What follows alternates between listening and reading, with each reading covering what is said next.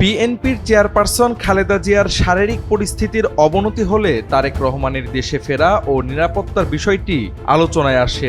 সরকার খালেদা জিয়াকে ভিভিআইপি হিসেবে ঘোষণা করে প্রজ্ঞাপন জারি করে। পাশাপাশি খালেদা জিয়ার নিরাপত্তায় এসএসএফ মোতায়েন করা হয়েছে বলে জানা যায়। সে সময় প্রশ্ন উঠেছিল, খালেদা জিয়ার মতো তারেক রহমানও এসএসএফ সুবিধা পাবে কিনা তা নিয়ে।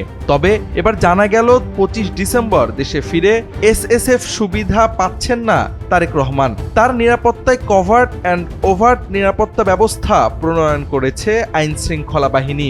কভার্ট অ্যান্ড ওভার্ট নিরাপত্তা ব্যবস্থা বলতে মূলত গোপন ও প্রকাশ্য এই দুই স্তরের সমন্বিত নিরাপত্তা বলয়কে বোঝায়। ভিআইপি বা গুরুত্বপূর্ণ ব্যক্তিদের নিরাপত্তায় এই পদ্ধতি ব্যবহার করা হয়। RICL TMX, যুগের পর যুগ স্থাপনা থাকে মজবুত। রেড, ইয়েলো ও হোয়াইট এই তিনজনে ভাগ করে সাজানো হয়েছে নিরাপত্তার ছক। ইনার কর্ডনে দায়িত্ব পালন করবেন চেয়ারপারসন সিকিউরিটি ফোর্স CSF এর সদস্যরা। অন্যদিকে আউটার কর্ডনে থাকবে আইন শৃঙ্খলা বাহিনীর বিভিন্ন ইউনিট। রেড জোনে থাকবে CSF সদস্যরা এবং বিশেষ কার্ডধারীরাই শুধু প্রবেশ করতে পারবেন। ইয়েলো জোনে আলাদা কার্ডধারীরা প্রবেশ করবেন। হোয়াইট জোনে সাধারণ মানুষের প্রবেশের সুযোগ থাকবে।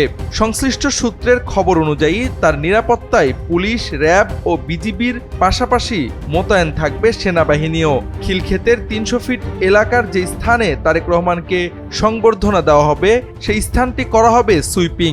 একই সঙ্গে সুইপিং করা হবে রাজধানীর এভারকেয়ার হাসপাতালও। ওই হাসপাতালে চিকিৎসাধীন বিএনপির চেয়ারপারসন খালেদা জিয়া।